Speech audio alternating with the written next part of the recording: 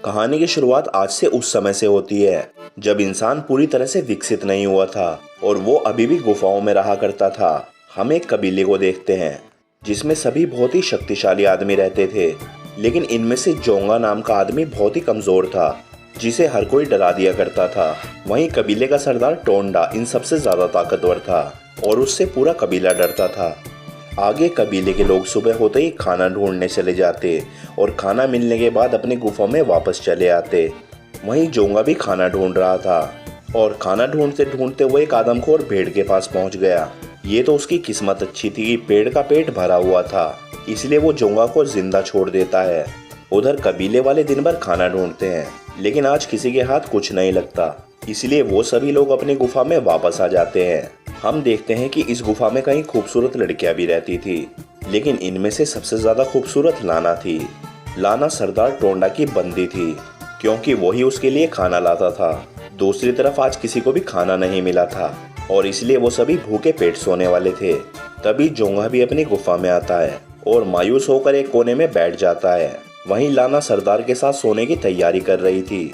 जोंगा का भूख से बहुत बुरा हाल था, इसलिए वो अपना इमरजेंसी के लिए छुपाया हुआ फल निकालता है, लेकिन जैसे ही वो उसे खाने लगता है तभी उसकी नज़र लाना पर पड़ती है। हम देखते हैं कि जोंगा लाना को पसंद करता था और वो उसे किसी तरह पटाकर उसके साथ इंटीमेट होना चाहता था, इसलिए वो तुरंत लाना के पास आकर उसे वो खाने के लिए फल दे देता है। लेकिन जैसे ही वो वहाँ से चला जाता है वो कमाकर लाना उस फल को सरदार को दे देती है, जो देखकर जोंगा मायूस हो जाता है और उसका लाना के साथ इंटीमेट होने का सपना भी टूट जाता है। अगले दिन कबीले वालों को एक नई जगह पर कुछ फल दिखते हैं। तभी सरदार के कहने पर जोंगा फलों को तोड़कर खाने लगता है ताकि उन्हें ये पता चल सके कि वो फल जहरीले हैं या नहीं, लेकिन वो जहरीले नहीं होते। अब मौका देखकर जोंगा कुछ फलों को छुपा लेता है, लेकिन तभी वो बेहोश हो जाता है, जिसका मतलब था उन फलों से किसी को भी बेहोश किया जा सकता था। फिर कुछ देर बाद जोंगा को होश आ जाता है। होश में आते ही वो एक फल को काटकर उसमें बेहोशी वाला फल मिला देता है। दूसरी तरफ कबीले वालों को आज खाना नहीं मिला था, इसलिए वो सभी पानी पीकर अपना गुजारा कर रहे थे।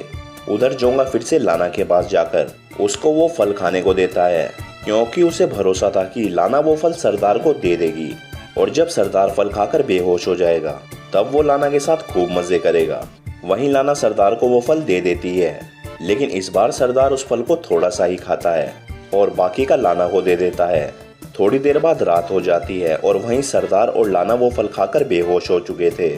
तभी जोंगा लाना के पास आकर उसे जगाने की कोशिश करता है, क्योंकि उसे पता नहीं था कि सरदार के साथ साथ लाना ने भी वो फल खाया है। तभी जोंगा उसके साथ इंटीमेट होने की कोशिश करता है, लेकिन वो ऐसा नहीं कर पाता। फिर लास्ट में थक हार कर वो लाना के पास ही सो जाता है। अगली सुबह जैसे ही सरदार की आंख खुलती है तो वह जोंगा को लाना के पास सोया हुआ पाता है, जो देखकर वह गुस्सा हो जाता है और उसे मारने के लिए उसके पीछे भागता है। वो उसे पकड़ने की पूरी कोशिश करता है, पर जोंगा किसी तरह बच निकलता है। आगे थोड़ा दूर जाने के बाद जोंगा को उसका दोस्त टोपा मिलता है। टोपा किसी भी कबीले का हिस्सा नहीं था, लेकिन कभी कभी वो अपने दोस्त जोंगा से मिलने आया जाया करता था। आगे वो दोनों दोस्त मिलकर खाना ढूंढने लगते हैं और खाना ढूंढते ढूंढते वो एक दलदल के पास आ जाते हैं। इसी दलदल के दूसरी तरफ एक अंधा आदमी और उसकी बेटी घूम रही थी। वो लोग भी यहाँ पर खाना ढूंढने आए थे। इसी बीच वो अंधा फिसलकर दलदल में गिर जाता है, जो देखकर उसकी बेटी चिल्लाने लगती है। तभी लड़की की आवाज़ सुनकर वो दोनों उसके पास आते हैं और किसी तरह से उसके पिता को दलदल से बाहर निकालते हैं, जिसके बाद वो लड़की उन्हें अपना नाम मिया बताती है। हम देखते हैं कि मिया को पहली नज़र में ही जोंगा से प्यार हो गया था और इसके बाद वो चारों नदी में नहाने लगते हैं और नहाने के बाद वो फिर से खाना ढूंढने निकल जाते हैं। लेकिन तभी अचानक उनके पीछे एक डायनासोर लग जाता है। दरअसल इस इलाके में बिल्कुल असली दिखने वाले डायनासोर भी रहा करते थे, जो कि इंसान को मारकर खा जाते थे। उधर दूसरी तरफ सरदार को आज बहुत सारा खाना मिल गया था। वो उनमें से थोड़ा सा खाना अपने कबीले में बांट देता है, जबकि बाकी का सारा वो अपने पास रख लेता है। वहीं जब सुबह जोंगा और उसके तीनों साथी सो रहे थे तभी उसके पास एक आदमी आता है, जिसके कदमों की आवाज़ सुनकर जोंगा जाग जाता है। तभी जोंगा को देखते ही वो आदमी इतना डर जाता है कि वह भागकर अपनी गुफा में घुस जाता है। वहीं जोंगा जल्दी से उसकी गुफा के पास जाकर उसे बाहर बुलाता है। हम देखते हैं वहाँ पर वो आदमी अकेला नहीं था, बल्कि उसका पूरा परिवार उसके साथ रहता था। थोड़ी देर बाद बिल्कुल असली सा दिखने वाला डायनासोर जोंगा के पास आता है तभी जोंगा एक कद्दू उठाकर डायनासोर के मुंह पर फेंकता है, जो सीधा जाकर उसके सींग में फंस जाता है। अब कद्दू के कारण डायनासोर को ठीक से दिखाई नहीं देता, इसलिए वो घबराकर भाग जाता है। वहीं सभी लोग जोंगा की बहादुरी देखकर उसकी तारीफ करते हैं और फिर रात होते ही बारिश शुरू हो जाती है। जोंगा और उसके ग्रुप के पास रहने के लिए कोई जगह नहीं थी, इसलिए बारिश से बचने के लिए वो लोग कोई जगह ढूंढने लगते हैं। तभी उन्हें वहाँ एक बड़ा सा पेड़ नजर आता है और वो सभी उस पेड़ के अंदर छुप जाते हैं। हम देखते हैं कि बारिश बहुत तेज हो रही थी, जिसके साथ ही बिजली भी कड़क रही थी। तभी एक पेड़ पर बिजली गिरती है और उस पेड़ पर आग लग जाती है। अब जोंगा और उसके साथियों ने आज पहली बार आग देखी थी, जिसके बाद वो सभी उस आग के पास बैठकर गर्मी लेने लगते हैं और आग की गर्माहट उन्हें काफ़ी अच्छी लगती है। वहीं दूर से इन्हें कुछ और लोग भी देख रहे थे। तभी वो लोग जोंगा के पास आते हैं और उसे अपने बारे में बताते हैं। उसकी तरह इन लोगों का भी कोई कबीला नहीं था, इसलिए ये लोग अब जोंगा के साथ जुड़ना चाहते थे। वहीं जोंगा भी सबका स्वागत करता है और उन सभी को अपने कबीले में शामिल कर लेता है। इसके बाद सभी लोग आग के पास बैठकर मांस पकाने लगते हैं।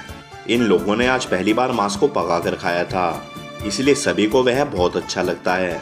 इतना स्वादिष्ट मांस खाकर ये लोग इतने खुश हो जाते हैं कि खुशी के मारे नाचने लगते हैं। फिर अगली सुबह जोंगा सबसे पहले जागता है, जबकि कबीले के सभी लोग सो रहे थे। आगे जब जोंगा एक पेड़ के आगे हल्का होने लगता है, तभी उसकी नज़र एक बिल्कुल ही असली दिखने वाले डायनासोर पर जाती है। जोंगा जल्दी से जाकर अपने कबीले वालों को जगाता है, जिसके बाद वो सभी लोग पेड़ के बीच में छुप जाते हैं। वो डायनासोर यहाँ पर खाना ढूंढने आया था, लेकिन उसे कोई भी इंसान नजर नहीं आता। तभी उसका पैर जलती हुई लकड़ियों पर पड़ता है, जिससे वह जल जाता है और डरकर भाग जाता है। उधर जोंगा ने ये सब कुछ देख लिया था और वह समझ चुका था कि इस आग की मदद से हम खतरों का सामना भी कर सकते हैं। अब थोड़ी देर बाद सरदार टोंगा का कबीला भी जोंगा के कबीले के पास पहुंच जाता है और जोंगा को देखते ही सरदार गुस्से में आ जाता है। वो उसे पकड़कर मारना चाहता था, लेकिन जोंगा के पास आग थी, जिसे देखकर सरदार का कबीला डर जाता है। वो लोग आग की वजह से उन लोगों से लड़ तो नहीं पाते, लेकिन वो कुछ जलती हुई लकड़ियां लेकर वहां से भाग जाते हैं। जल्दी ही वो आग को लेकर अपनी गुफा में आ जाते हैं। वहीं लाना भी आग देखकर हैरान थी। तभी कबीले का एक आदमी सबको बताता है कि आग बहुत ही खतरनाक है, ये किसी को भी जला सकती है। और उधर दूसरी तरफ जोंगा का कबीला खाना ढूंढ रहा था, लेकिन इसी बीच उन्हें एक डायनासोर देख लेता है और वो भी उनके पीछे पीछे आने लगता है। वहीं सभी लोगों की नज़र डायनासोर पर पड़ जाती है, जिसको देखकर वो सभी डर जाते हैं। तभी भागते हुए जोंगा के हाथ वो लाल फल लग जाते हैं और वो उन फलों को डायनासोर को खिला देता है, और जिसको खाते ही वो डायनासोर बेहोश हो जाता है। थोड़ी देर बाद जोंगा का कबीला नदी तक पहुंच जाता है। वहीं नदी में सरदार का कबीला नहा रहा था। तभी सरदार को देखकर जोंगा भागने लगता है, पर तभी लाना को देखते ही वो वहीं पर रुक जाता है। उधर नहाते हुए लाना अचानक पानी में बहने लगती है। वो मदद के लिए चिल्लाती है और तभी जोंगा उसकी मदद के लिए दौड़ने लगता है। वो लाना को बचाने के लिए पानी में कूद जाता है और किसी तरह से उसे पानी से बाहर निकाल लेता है। वो उसे बचाकर अपने कबीले के पास ले आता है और उसके कबीले वाले उसका जोरों शोरों से स्वागत करते हैं, यहाँ तक कि वो उसके सामने खाने पीने की चीज़ें भी पेश करते हैं। अब इतना सारा खाना देखकर लाना के मन में भी लालच आ जाता है और वो जोंगा को रिझाने की कोशिश करती है। हम देखते हैं अब लाना जोंगा के साथ इंटीमेट होना चाहती थी, लेकिन ये बात मियाँ को बिल्कुल भी पसंद नहीं आती, क्योंकि वो भी जोंगा से प्यार करती थी। थोड़ी देर बाद लाना को ढूंढता हुआ सरदार टोंडा भी वहाँ पर पहुँच जाता है। तभी सरदार को देखते ही लाना तुरंत उसके पास चली जाती है, जबकि सरदार के और साथी दूसरे कबीले की लड़कियों को दबोचने लगते हैं, क्योंकि जोंगा के कबीले के सारे मर्द खाना ढूंढने के लिए गए थे। इसलिए सरदार टोंडा उसके कबीले की सारी लड़कियों को उठाकर अपने साथ ले जाता है। आगे जैसे ही ये बात जोंगा को पता चलती है तो वह बहुत गुस्सा होता है, जिसके बाद वो सरदार से बदला लेने का फैसला करता है। बदला लेने के लिए वो हथियार बनाता है और इसी दौरान वो आग जलाना भी सीख लेता है। फिर अगले दिन जोंगा का कबीला सरदार के कबीले पर हमला कर देता है। वहीं सरदार के कबीले के पास कोई हथियार नहीं था, इसलिए वो लोग ज्यादा देर तक टिक नहीं पाते और जल्दी ही हार मान लेते हैं। तभी सरदार टोंडा जोंगा पर हमला करने की कोशिश करता है, लेकिन जोंगा के हथियार के आगे वो भी टिक नहीं पाता और वह मारा जाता है, जो देखते ही लाना फिर से जोंगा के पास आ जाती है। फिर कहानी के अंत में हम देखते हैं जोंगा लाना को ठुकरा देता है, क्योंकि वो एक गोल्ड डिगर थी इसके बाद वो मिया को अपनी पत्नी बनने के लिए चुनता है। और दोस्तों इसी के साथ ये मूवी यहीं पर खत्म हो जाती है।